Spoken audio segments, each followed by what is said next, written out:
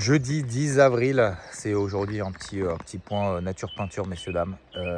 Moment historique qu'on a vécu hier, c'est incroyable. Je ne me souviens pas d'ailleurs la dernière fois où j'ai vécu une hausse comme ça, aussi violente, aussi rapide, en quelques minutes du SP500 qui prenait, alors, ou les autres indices qui prenaient 7%.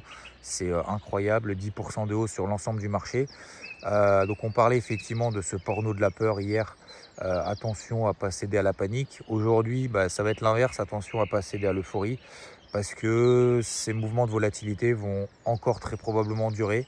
En tout cas, je pars de cette hypothèse de travail avec des hauts, des bas. Donc je ne sais pas si vous en avez profité ou pas hier, mais il faut avoir de la gratitude envers le marché. Donc c'est pour ça, par exemple, j'ai pris sur le CAC mes objectifs, et aujourd'hui je suis liquide, en tout cas sur cette position sur le CAC que j'ai acheté autour des 6800, 6830 exactement. Vous le savez si vous faites partie d'IVT, parce que il faut avoir de la gratitude envers le marché, qu'on soit haussier, qu'on soit baissier, peu importe.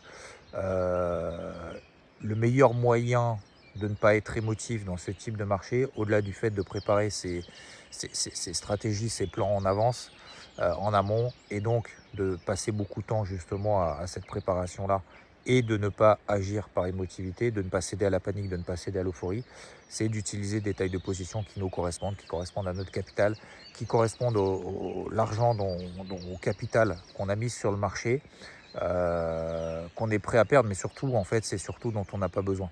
Et donc, on a, en utilisant ces tailles de position qui sont adoptées à nous, qui sont différentes les uns des autres, ça nous permet justement de se faire confiance, et donc d'agir dans ce marché qui va être encore très volatile.